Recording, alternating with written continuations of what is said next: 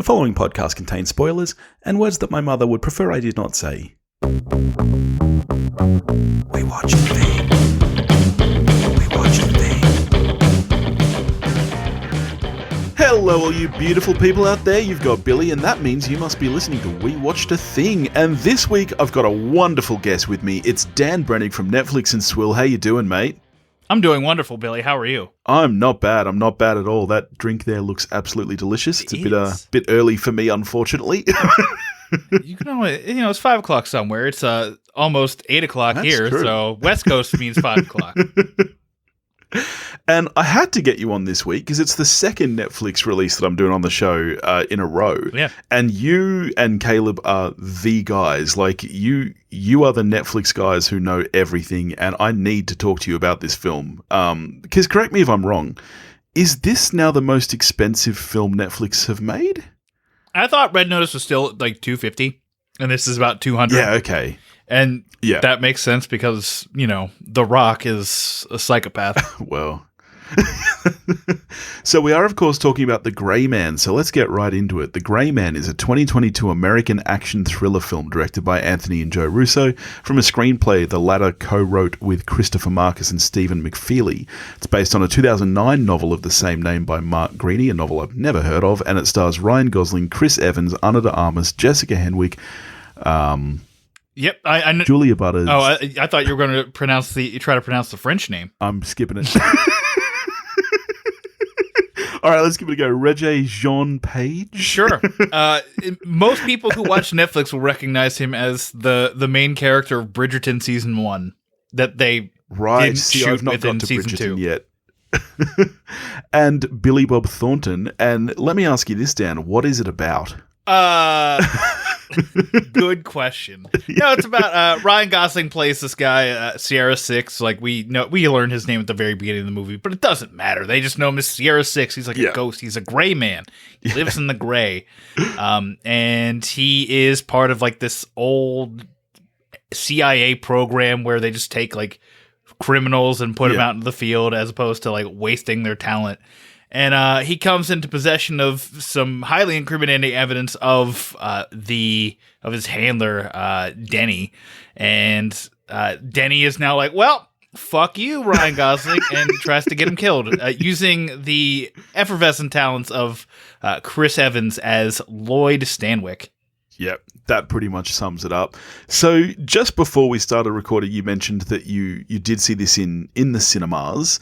Were you expecting a lot from this film? Did you have high hopes? Did you tell me about that? Okay, so two-part question. Yes, I did see it in the cinema. I saw it at Julio's former place of employment, Cinemark. Right. Well, a Cinemark chain. It's not his exact Cinemark. I was going to say, because you're not in Austin. No. I'm in North Carolina. But this is now the second time I've been to that Cinemark for a Netflix movie. Yeah. The first one was Zack Snyder's Army of the Dead. Ooh, that yuck. one. I mean, different experience compared to this one. That one I knew was a pile of garbage as I was walking out. This movie I walked out of more mixed, but also I just thought like the whole time I'm watching, I'm like, this looks like garbage. And I don't mean like this movie is garbage. It just looks like garbage. Yeah, right. And then I watched it today. Yeah. On my home television with my setup that I know works. Yeah. And I was like, yeah, the Cinemark did this movie fucking dirty. I was going to say, because I actually thought this was a really nice looking film. I watched it here at home. I've got a home cinema here, which is all calibrated 100-inch screen. And it was a gorgeous looking film, I thought. There's a couple of janky shots in there where I'm like, well, that doesn't really work. But I thought for the most part, the cinematography and overall look was lush. Yeah. But yeah, it was just too dull. Like there's the opening scene where they're in the prison, Billy Bob Thornton and Ryan Gosling, and like half the fucking screen is black. And it's like, I had no idea what was happening in that. Like, yes, they're just sitting there on the screen, and like obviously it's dark, so that way because they de-aged them like 18 years, so like they just wanted they wanted to obscure it a little bit using darkness. Fine. Yeah. But the point is the contrast levels at the Cinemark were fucking atrocious. And this isn't the first time this happened. I went to Red Notice in theaters when we talked about Red Notice. And I watched that, and the contrast was off there too, at a completely different cinema. Yeah. So in my head, I have a new conspiracy theory. Let's hear it. The theaters don't give a fuck about Netflix until Netflix starts putting movies in their theaters well beforehand. So we're talking like an actual theatrical deal, not like a limited run shit. Yeah, like a 45 day before. Deal. Yeah, right. So they're just like, fuck it. Doesn't look right. Who gives a shit? And then people, so like until I see a theatrical deal for something, potentially with Glass Onion and Knives Out story, I'm not going to see another Netflix movie in a cinema at all. It's not happening. I'm so sick of the way these look. Yeah. So you said that you were fairly mixed walking out. So did you enjoy this movie more watching it at home? Like, did your rating go up, or on a second viewing was it just cool? Yeah. I mean, there's still problems. There's a specific airplane sequence that looks like shit. They shot it like shit. It just the effects are shit. It's the airplane sequence is the worst. Like, and it's chaotic. Like I it's appreciate frantic. what they were doing, but they had no idea how to shoot that and make it look any good. Yeah. No, I completely agree with that.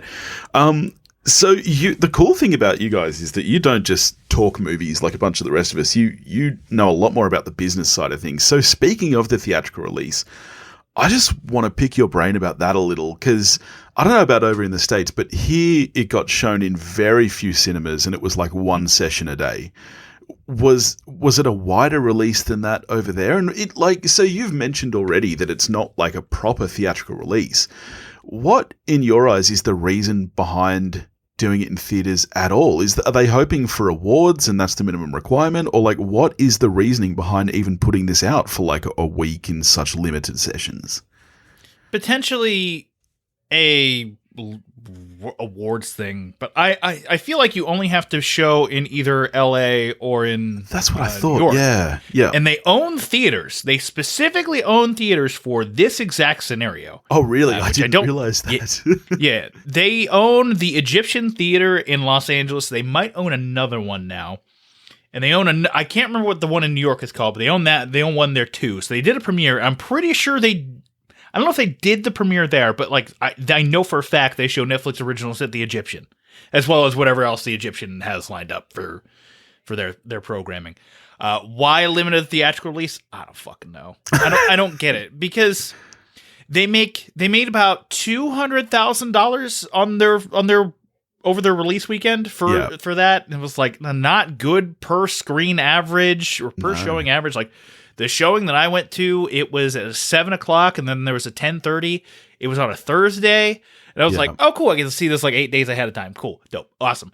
That's why I went, because I wanted to see it 8 days ahead of time, even though people were already put out their reviews and such. But it's 2 showings. Mine was decently filled, but it was also like a 35-person theater, so it was like half filled. Yeah. And I'm like, yeah, cool, like, whatever. But yeah, making $200,000, like, unless, like, they're making pure profit off of that. Yeah, like, I don't get that. I don't get what they're doing with a limited run like this. No, I don't get it either, because, I mean, everybody knows that Netflix is in dire straits at the moment. And, like, I thought what they needed is more subscribers, right? Like, showing this in cinemas, isn't that, like, don't they want more people to come to their platform? Okay. I have a different definition of dire straits than everybody else. When I hear the phrase dire straits or something similar to those lines, I'm just like, oh, so you just read the stories and aren't actually paying attention, which is what I'm here for. This is what my podcast is for. Exactly, so I can pay attention for you so you can filter through garbage noise. Since Q1, their Q1 earnings call back in April, there has been like a dogpiling effect on Netflix. Everyone has just kind of looked at Netflix and gone, easy punching bag now. They lost subs for the first time in company history, and that is true. I mean, it was going to happen at some point, though, like saturation point. Like, everyone, I think, forgets that Netflix, for a long time, was the streaming service that everybody in the world had. And now they have competition. Of course, they're going to start losing subscribers because they had so fucking many, but they still have a lot of subscribers, right? Right. They still have like 220 million as of the Q2 earnings call. Yeah. So it's not, and mind you, they lost 200,000 subs in Q1. They lost almost 1 million in Q2. Most of that you can attribute actually to price increases. They've increased prices too much. They made a terrible gamble. Well, terrible gamble. Because you look at the subscriber numbers, they made a bad gamble on raising prices. But if you look at the revenue, they made a good gamble because they made out with more revenue than the prior quarter. Yeah. So they did exactly what they wanted to do, everybody. They made more money. Yeah. Which is what, and they're introducing an ad-supported tier coming in 2023. And in theory, if you're somebody who doesn't give a shit about ads, which is, I don't know, you might be, you might not be. It all depends on the person. But they'll be like, okay, look. $8 a month. We'll pretend. Let's pretend that's the price point. I don't know what the price point is. Yeah. $8 a month. You get to watch all the Netflix stuff, but we serve you like 60 seconds of ads before you watch the damn thing. Yeah. I mean, it's not many ads. Maybe you take that. Yeah. But maybe you take that. And then they'll get you back. They'll make more money off of the ads than they would off of your subscription in the first place. Yeah. So they'll just bring in more revenue that way. So they'll bring you back, and the subscriber numbers will look great. Yeah. And that's the problem. Everyone just focuses on the subscriber numbers, not the revenue numbers, not the profitability numbers. When I hear dire straits, I just go, you're only reading the headline of lost subscribers. Yeah. What you're missing is they're still gaining in revenue. Yeah. I reckon the other thing is too, like, streaming services are still at an early enough point that I don't think people understand how much those subscriber numbers are going to fluctuate, because people don't see it as like, it's not a lock-in contract. It's not like, it's not like when you get a mobile phone, you lock in for 24 months. You can subscribe and unsubscribe as you please. And I think we'll see that in the future, when Stranger Things eventually comes back, probably year after next. We know that Squid Game is coming back, which was one of the biggest shows in the world. They'll get a massive boost of subscribers again just to watch those shows. Right. Well, that's the thing, too, is that Netflix doesn't offer the annual pricing plan. Disney Plus did that 3-year plan, which, by the way, is coming up. Yeah, That's right. coming up this year, and they are going to increase prices. Right, yeah. And we know that for a fact. They had both an ad-supported tier and a price increase coming at the end of this year. Yeah. So everyone wanted to, dogpile on Netflix. Everything's being conveniently forgotten about Disney Plus. Well, let's get into the film proper then. Let's do this. Sure. So I had never heard of this book before. You and I, when we did Red Notice, spoke about this, and you brought up that Netflix had been trying to kick off a franchise. That it's something that they're looking to do. Do you think that this is it now? Do you think that they're looking at this as kind of a James Bond-esque kind of, Jason Bourne? This is going to... Do you see a sequel to this happening? I would need first weekend numbers to tell you that. Yeah. Because it is such, and I want to be wishy-washy. I'd like to say yes. Personally, yes. I find this much more palatable than Red Notice. Yeah. I think Gosling is much more entertaining than the 3 leads of Red Notice. Yeah. So, yes, I want there to be a sequel. Will there be a sequel? I don't know. Yeah. I believe the critics' ratings on IMDb were sitting about 5.5 for this movie. Very, very middling. Although I noticed that the audience scores were much higher. And that's the thing. It's jumped up quite a bit since this hit wide release. Yeah. And I think audiences are I had fun. Yeah. And critics are for the most part, critics are saying, but we did it can be fun, but it wasn't anything new. And it's audiences don't give a shit. Audiences just honestly, hey, did I have a good time? Yeah, it's great. I love this. What is new anymore? I mean, let's get into it. Yeah. To kick it off, I liked this movie. I liked it quite a bit. I liked it less by the final kind of 20-25 minutes. But for the majority of this film, I was having a really good time. The cast is solid. Chris Evans was great in this role. He crushed it. Gosling was good. I don't think that he had a lot to do, but he's kind of playing one of those characters that's not really a character, and that's okay. That's what he's doing.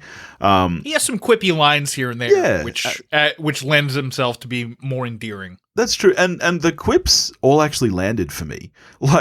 When this film aims to be funny, it is funny. When it aims to have you on the edge of your seat, I think it does. I think that it balanced everything really quite well. I've seen some reviews about the pacing being a bit breakneck, but I actually found it was paced pretty well. Yeah. Yeah, it's a 2-hour, 10-minute movie. And I know people who really don't like movies over 2 hours anymore. And I can tell you right now, this did not feel like a 2-hour, 10-minute movie. This movie is paced exceptionally well. Yes, and I was actually surprised watching it at home when I realized that the credits kick off with 17 minutes of that runtime left. So when you take credits out, it's actually sub 2 hours, which I thought it flew by. I love the pace. That was actually the first thing I said when I could walk that movie. I'm like, this does not feel like a 2-hour movie or however long this was. I'm like, I was never bored. Yeah. And that is the best thing you can say about a movie is never being bored while watching it. Yeah. And, you know, of course you can take it one of two ways. One, it was so engaging that, you know, the whole everything on the screen was so engaging and you liked it enough that you were just like, yes, I'm focused on this. Or, of course, there's the I was never bored and it's just a trash fire the whole way through. It is not the latter part where you're just like you're hanging on to like the next awful thing to happen. Every set piece, every action scene was so great. Even when we have like these little character moments, those are still engaging, and then they still throw in fights during those, so that way it's not like, oh, you missed something, like we've been sitting here with characters for 10 minutes. Here's punches now. Yeah. I was thoroughly surprised at how much fun I had with this movie. I'm not a spy movie kind of guy. I saw the first Bourne movie at the cinemas and fell asleep. They're not for me. I've never really enjoyed a Bond film.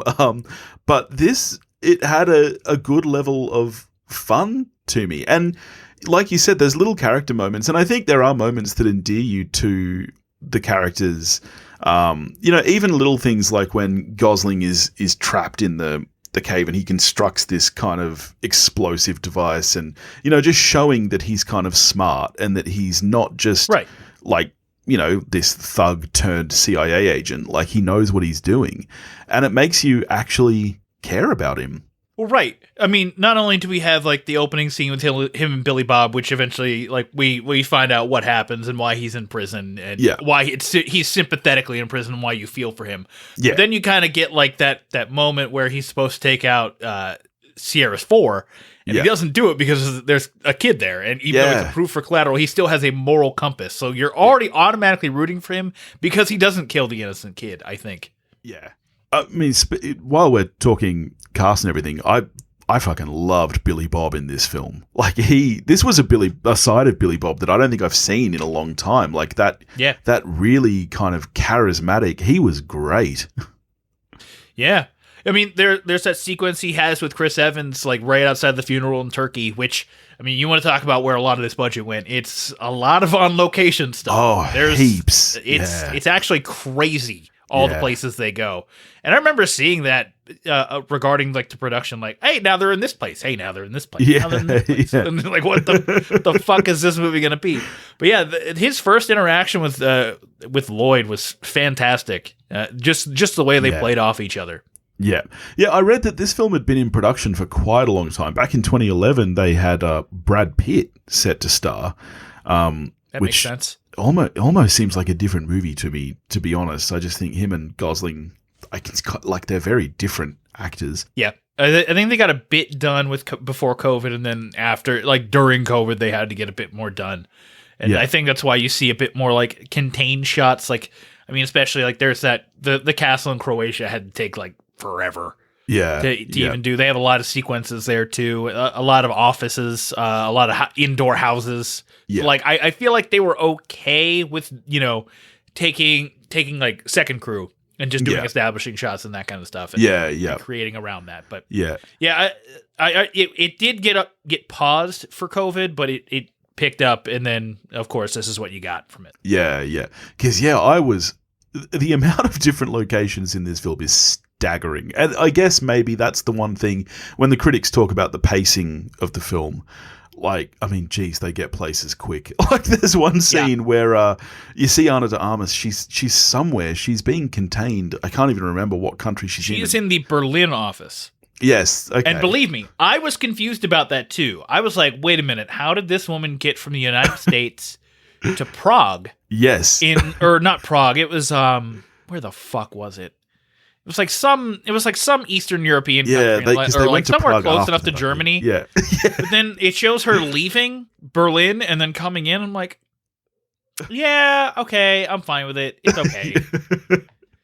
Like, maybe it's not. Maybe somebody who actually knows the area understands, like, ain't no fucking way she's getting there.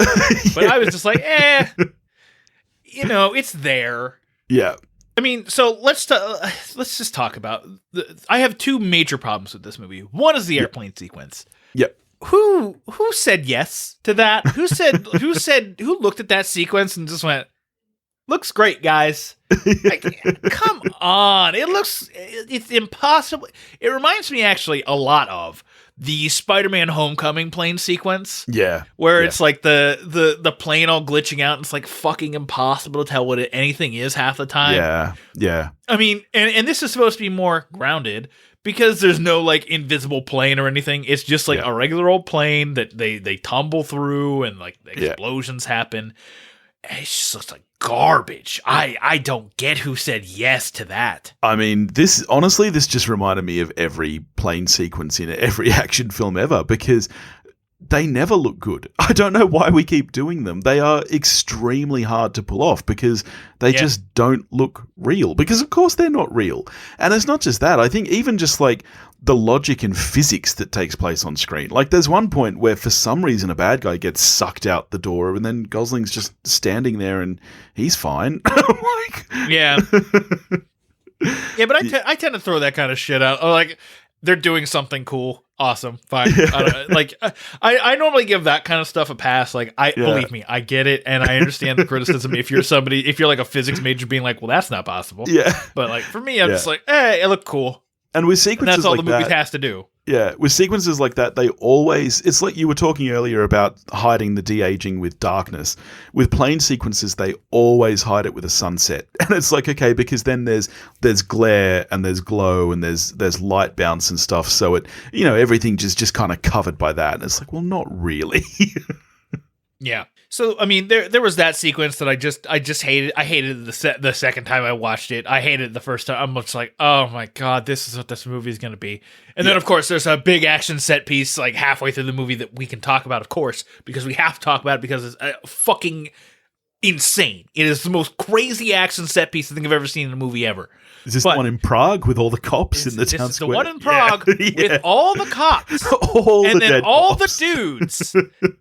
This was crazy. But the other thing I fucking hated was the drone work. I hated the drone work because one of the trademark signature establishing shots that they would always do is they'd have the drone fly in and then do this real sharp 90-degree fucking turn. Yeah. I was like, why? Please stop with this. The drone really bothered me because for the most part, like I said, I actually think the look of this film was really good. Not only did it look good, I think the cinematography all really worked and, it tied in with the story and there was good shot motivation. And then every kind of 4 or 5 scenes, like you mentioned, there's these very random drone shots that move very quickly that look completely out of place. Because it's funny, for an action movie, I feel like there's actually not too much camera movement in terms of what you typically get with some of these movies where it's what we call the virtual camera. It's a camera movement that couldn't really take place in reality. A lot of this is actually quite grounded camera work. Then you get these insanely fast drone shots that move really fast and really weirdly, that, like you said, they take odd turns and everything, and I just don't understand it. It's a really bad shot. It's a bad choice. I won't say it's a bad shot because obviously, like, that is impressive drone work for that guy because that is not sped up footage. Like, that is real time what they're doing there. But like, it is a bad stylistic choice, and I just don't understand it. And I mean, even outside of that, there's drone shots. There's a sequence where we're at the hospital. They're at the hospital, and there's a drone sequence where they're like going around people, and it's just like, this looks like shit too. Yeah. And it's not like because it's bad drone work. It's just bad shot selection. Like, this is a bad choice. Yeah. And I definitely get why you're doing it because you want to make this seem more chaotic than it is right now. But you're just not nailing it, and you're just pissing me off. Yeah. Yeah. I just think it's just terrible. It's just a shot that never should have been taken. Like, when I say bad shot, it's like there are a few things you learn as a cameraman. Like, early on you get told, don't zoom. Like, just you don't shoot while zooming. It's, for starters, it's very 70s, but like, it was big in the 70s to have, zooms and stuff. But it gives the editor a really limited choice because you can't cut halfway through a zoom, so you have to use that entire shot, which is just poor form. It's even like when you're shooting news, you don't pan the camera for the same reason. And it's like, these shots just never should have been captured because they were never gonna. They just look so bad. Yeah, it was one of those stylistic choices. Like, I get what you're doing, and I get what you're trying to do. Although with the establishing shots, I'll never understand what you're fucking doing there. Yeah. Like, just do like a sweep. Just do like a regular, like 40, like downward sweep, and just look at just to give us something. Like, we don't have to do like the huh. Like, what the fuck is that? Yeah. I mean, let's talk about that action sequence in the middle of the film. I mean, I actually, like you, I thought just about all the action sequences were pretty cool and well-paced and kept me interested.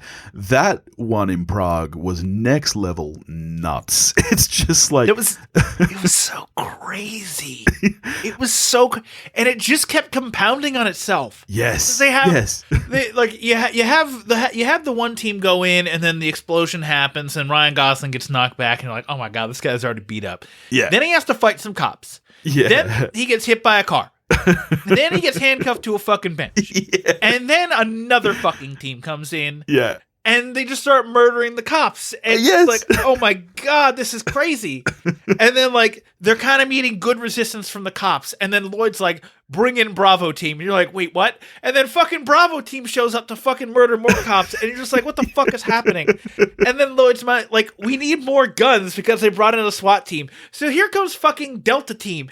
And I'm just like, what the fuck? And then there's a dude with a fucking machine gun on top of a car. Yes. And then there's a dude with a fucking grenade launcher in the back of a fucking van. And I'm like losing my mind because everything is so fucking crazy. Yeah. It just keeps escalating, and it's so awesome. Yeah, that's the thing. It works so well. It's truly one of those scenes for me where, like, fuck all logic. I don't give a shit. This is awesome. This is just so cool. It's so cool. And there are so many people shooting all over the place. And like you say, for the first half, he's handcuffed to a bench and still nothing hits him. It's like these people are stormtroopers shooting, to the point where at least they do this awesome thing where...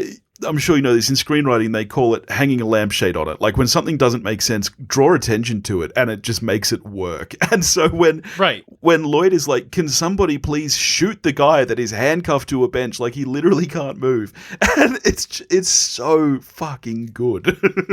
It's so good. And that line delivery, like Lloyd throughout the entire sequence, is fantastic. Again, Chris Evans, I missed this. I really did, because, like, we got, Not Another Teen Movie, which, wonderful parody movie. Yeah, I love He's that. He's kind of like this throughout the entire, he's kind of like that throughout the entire movie. Or like Scott Pilgrim, like his like 10 minutes of Scott Pilgrim. Over the top douchebag. Yes. And that, he pulls it off in Knives Out. That's why I love Knives Out a lot. Great film. Yeah. He pulls it off in this. It's just, this character, it kind of got pushed to the side for, Captain America. And so, as much as I'll miss him as Captain America, boy, am I glad he's done being Captain America. Yeah. I gotta say, I think, regardless of what you say of the movie, this might be my new favorite Chris Evans performance. Like, I think Knives Out is a better movie, and I think he's great in that, but my God, is he a lot of fun in this movie. Yeah. Well, I mean, the Countdown's episode of like top 10 scenery chewing performances. I think this might have been on there for me, man. Like, he's just he's such a ham in this movie, and it just works. It does. It endears you to the film in general, because there's nothing better than watching a movie where you can feel the actors and the crew are having a good time, and that they actually, whether or not they think it's artistic, they care about what they're doing because they're having fun with it. And you could feel that through the screen here, where you were like, yes, I'm having fun with this movie because Evans is having fun with this movie. Exactly. And I mean, Ryan Gosling gets that to a lesser extent, and that's the unfortunate part about it, is like that he has to be the protagonist, and they kind of like drive him a bit where he doesn't get a lot, but when they give him something, he's nailing it. Like his relationship with the kid, which we haven't talked about at all. Yes, yeah. It does work. Like, despite the fact that we have very little screen time for it, like I feel like they've endeared each other towards each other for the entire time. So like, he has that motivation to save her, and that's why whenever the Billy Bob sequence, like, hey, they got my niece, and he's like, okay, I'm refocused now. I get it. Like that works. Yeah, definitely. It does make me curious if this does lead to a franchise, and like I said, I've not even heard of the book. I'm assuming that there's more than one. There must be a series of these novels, and that's why Netflix picked it up in order to kind of franchise this. It makes me real sad that Chris Evans dies at the end of this film, because I can't, like I said, I like Gosling in this film, and like you said, when they do give him stuff, it works. But I'm curious to see how a next picture would work like this. You need some equally out there character as Evans to kind of drive this, and setting him up with the kid at the end. I mean, I'm trying to think of a franchise where that has ever worked. For the most part, they kind of sideline that in the first couple of minutes of the next film, and I don't feel like they can do that here. I'm very curious to see if we do get a sequel, what it looks like. Right. And ultimately the sequel seems like Bridgerton guy and then Jessica Henwick sending people after him, and then it's going to be like a pseudo Jason Bourne type-ish movie where he has to get to them to take him out.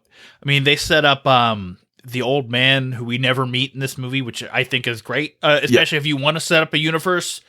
You don't have to reveal the guy right away. Yeah, that's true. We didn't know about Thanos for X number of movies. Yeah, that's true. That's very smart. So, like, there's plenty of room to explore it. I think it will happen. The question is, will it be the Russos? Because I don't know about that. Because the Russos had a Magic the Gathering project with Netflix that they left over creative differences. Right. And I don't know if Netflix will continue bringing in the Russos because of that, or if they'll pass this off to somebody else.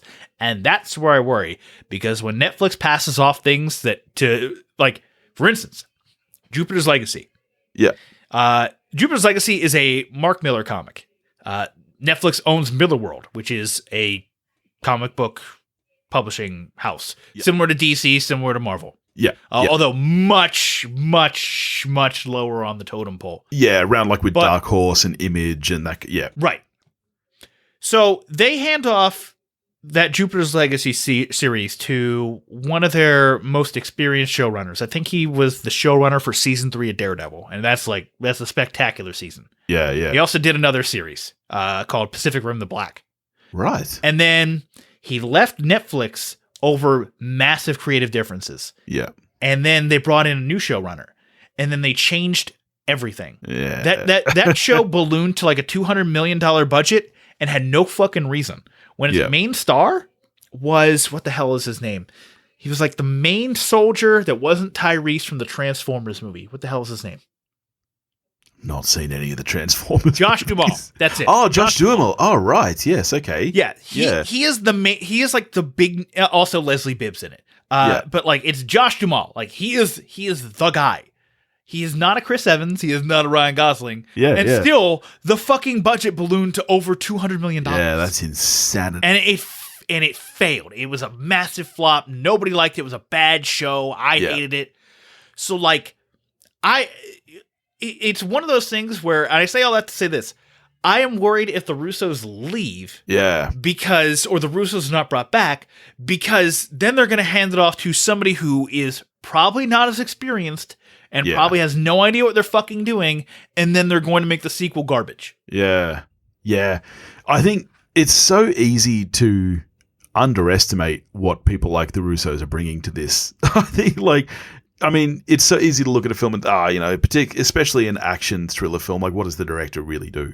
In a case like this, I think a lot.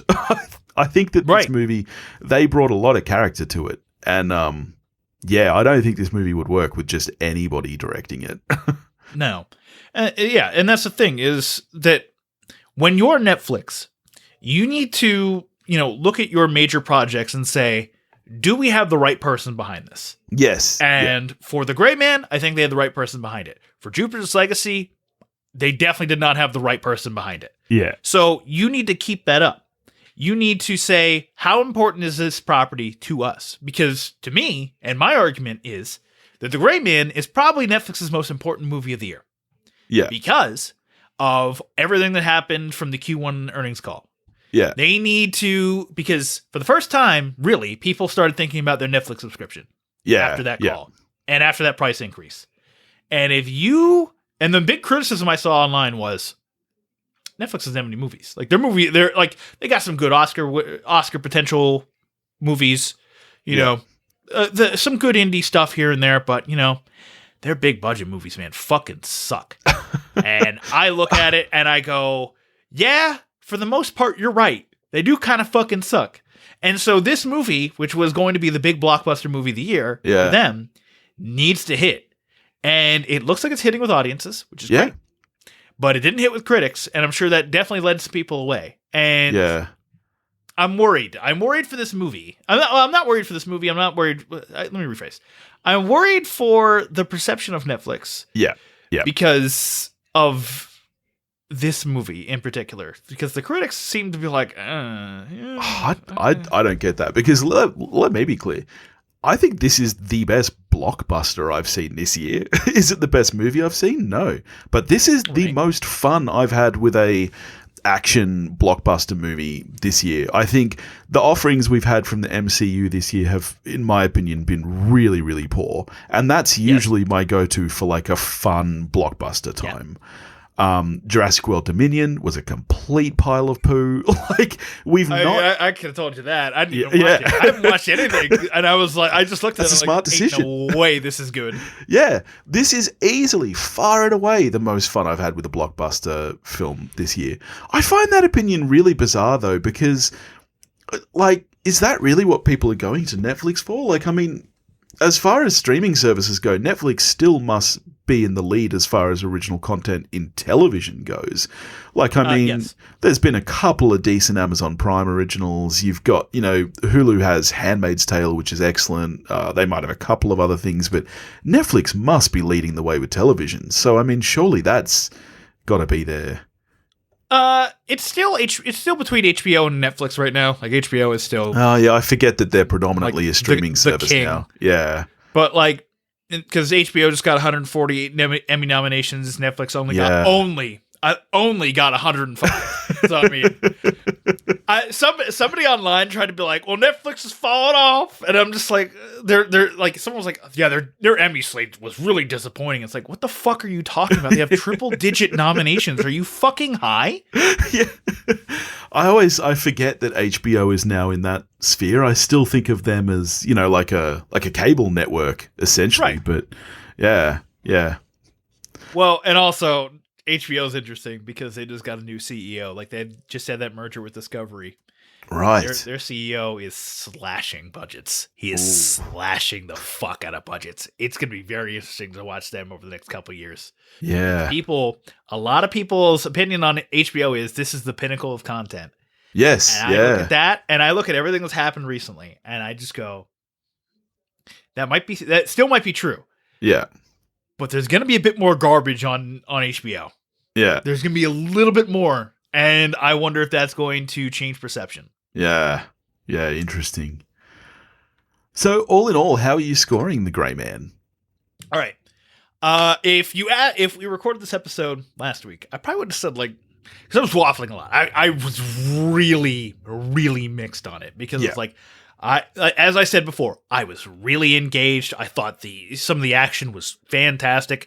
We didn't even talk about the very end of the movie, like the fist fight between Gosling and Evans. Yes, Gosling gets stabbed so many times, and just so many times. It's great. Doesn't matter. He should be dead. I don't care. He beats the shit out of Chris Evans. Even just the logistics of that, where Ana de Armas has a shot, she can shoot Chris Evans right there, and he's like, nah. No, I want to fist fight this guy. No, fuck this guy. I'm going to beat the shit out of him. Yeah. I don't care. Great. Yes. It would be very lame if she just took a shot at him. That would be such a lame ending. And, I'm sure a lot of people would be like, the logic of this scene. I don't care. The logic of that scene definitely says, Anna Armas shoot him. But then we wouldn't have this awesome fist fight between the two. Fist fight in a fountain. Just such a good move. Yeah. So, I liked a lot of the action. Pacing was great. Chris Evans was great. Gosling was good for what he had to do. There was some good heart to it. Of course, there were my two negatives. Well, my three negatives at the time. My two negatives. The one that has now gone away was, holy fuck, this looks like trash. I don't know who contrasted this, but on a 76-inch QLED HDR TV, looks great.